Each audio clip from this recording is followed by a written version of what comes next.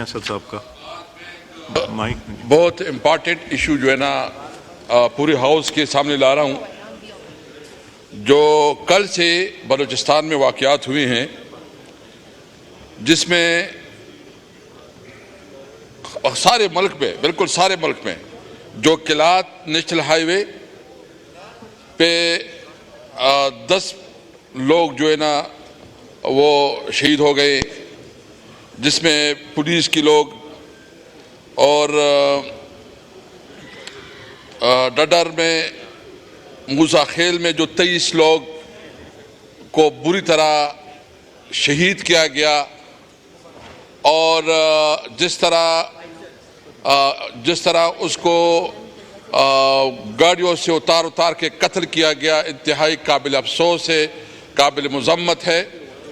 और रेबियार खान में जो 12 पुलिस वाले शहीद हो गए, और इस वक्त पूरी पाकिस्तान में लैंड ऑर्डर का बदतरीन सूरत हाल है। मैं समझता हूं कि स्पीकर साहब, ये बहुत सेंसिटिव मामलात है। इस वक्त मुल्क में अमन अमान की सूरत हाल काबू से बाहर हो चुके हैं। मेरे नंबर 1 तजवीज़ तो यह है कि इस इशू पे आपको पूरा एक सेशन, अगर एक सेशन नहीं तो एक दिन तो मुकम्मल इसके ऊपर डिबेट होना चाहिए, और उसमें ताकि तमाम पॉलिटिकल पार्टीज उसके ऊपर अपना नुक्ता नज़र दे और इस हालात को संभालने के लिए कोई मीनिंगफुल प्रपोजल दे। मुझे अफसोस इस बात का है कि जो इंटीरियर मिनिस्टर है वो क्रिकेट में फेल, उसने क्रिकेट का बेड़ा गर्क कर दिया, उसने अमन अमान का बेड़ा गर्क कर दिया। एक नाकाम शख्स को उधर जो है ना ये जिम्मेदारी की, न उससे अमन अमान संभाला जा रहा है, न उससे क्रिकेट संभाला जा रहा है। मैं तो मुतालिबा करता हूं इस फोर पे कि मोहसिन नकवी को पूरी तौर पर जो है ना इस्तीफा देना चाहिए। उसके पास कोई अखलाकी जवाब नहीं रहता, और इस तरह यानी पता नहीं वो काम क्या कर रहा है, उसके अंदर क्या खास जो है ना वो पता नहीं कि वो उसमें हाँ जी नहीं, वो क्या सुरखाब के पर लगे हैं कि उसको तमाम पोजीशन दी गई है। मैं समझता हूं कि मोहसिन नकवी को अगर उसमें थोड़ी भी शर्म और आया होनी चाहिए हो तो उसको इस्तीफा देना चाहिए। वो नाकाम है अमन अमान बहाल करने में, वो नाकाम है क्रिकेट को जो है ना चलाने में। आज पूरी दुनिया में जगसाई हो रही है। तो नंबर 1 इस वक्त जरूरत इस बात की है कि तमाम पॉलिटिकल पार्टीज, मुझे अफसोस इस बात का है कि बलूचिस्तान में जो हुकूमत है वो 90% में 100% नहीं कहूंगा, मतलब कुछ लोग जो है ना वो ग्रेसफुली जीत भी चुके हैं। 90% बलूचिस्तान हुकूमत पे जाली लोग बैठे हैं, उसके पास मैंडेट ही नहीं है, इसलिए इस वक्त उससे कंट्रोल नहीं संभाला जा रहा। खुदारा इस मुल्क पे रहम करे, इस मुल्क के अवाम पे रहम करे। आप अपने याशियों पर तमाम अखराजात कर रहे हैं, वहां पुलिस और जो फोर्सेज हैं, और मैं तो समझता हूं कि एक तरफ ये नकवी की नाकामी है, दूसरी तरफ ये बदतरीन इंटेलिजेंस फेलेवर है।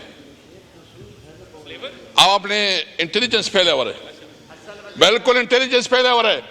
आप जो यहां बैठ के टीवी पे बड़े बड़े प्रेस कॉन्फ्रेंस करते हैं, झूठ को सच साबित करने की कोशिश करते हैं, झूठ सच साबित नहीं हो सकता। इस वक्त मुल्क में लोग जो है ना एक बदअमनी से और महंगाई से, और सबसे ज्यादा जो इस मुल्क में इस वक्त मेरिट की वायलेशन हो रही है कानून की, इंशाअल्लाह ताला मैं ये उम्मीद रखता हूं कि अगर ये हम यहाँ जो जिसकी नुमाइंदगी के लिए हैं, हमारा बुनियादी मुतालिबा ये है कि मुल्क को कानून और आइन के मुताबिक चलो।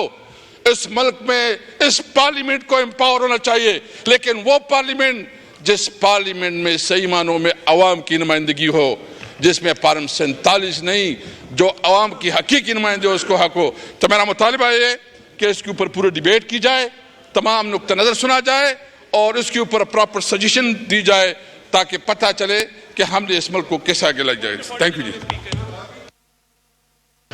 जी। अताउल्लाह ताड़ साहब। आएगी अभी शेर अफजल बहुत जी। जो ऑनरेबल असद कैसर साहब ने यहाँ पे पॉइंट रेज किया दहशत गर्दी के हवाले से, लॉ एंड ऑर्डर सिचुएशन के हवाले से, वो तवज्जो तलब भी है और गौर तलब भी है, मगर ये बात इनके मलूज़े खातिर रहे कि जब 2013 में दहशत गर्दी की एक जंग लड़ी जा रही थी तो 4 साल के अंदर दहशत गर्दी का जो खात्मा हुआ वो मेरे कायद मियां मोहम्मद नवाज शरीफ की वज़ारत इज़्मा के टेन्योर के दौरान हुआ। और कराची का अमन बहाल हुआ।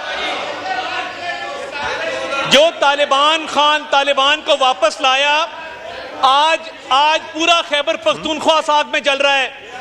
इमरान खान और जनरल फैज मिलके जिन तालिबान को वापस लाए थे, आज जनूबी खैबर पख्तूनख्वा में जो आग लगी है वो आपकी अपनी लगाई हुई आग है। 4 साल 2018 में हौसला रखें। 2018 से 2022 नेशनल एक्शन प्लान की एक मीटिंग नहीं की। दहशत गर्दों के खिलाफ जो जंग जारी थी, तालिबान को वापस लाकर इन्होंने बसाया। आज जो खून बहाया जा रहा है वो खून इनके हाथों में है।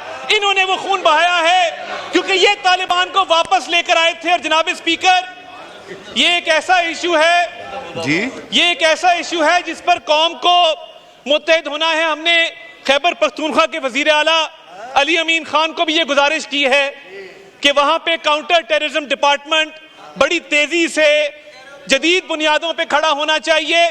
पेशावर के अंदर भी सेफ सिटी लगना चाहिए। जो कुरम के अंदर हालात हैं वो भी अंडर कंट्रोल होने चाहिए। आज बलोचिस्तान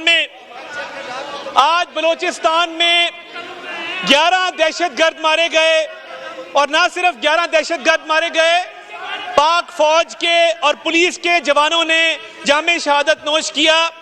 इस इश्यू के ऊपर सियासत ना की जाए, मगर जब आप जिम्मेदारी का तयन करना चाहते हैं तो जिम्मेदारी आपकी तरफ आएगी कि आपने 4 साल इस मुल्क में दहशतगर्दी को फरोग दिया, आप इन लोगों को वापस लेके आए। आज जो बलोचिस्तान में वाकयात हुए, पंजाब में वाकयात हुए, इस हवाले से जो कुर्बानियां हमारी सिक्योरिटी एजेंसीज दे रही हैं, लॉ एनफोर्समेंट एजेंसीज दे रही हैं, मैं फ्लोर ऑफ द हाउस शोहदा की बात कर रहा हूं यार, शोहदा की बात कर रहा हूं।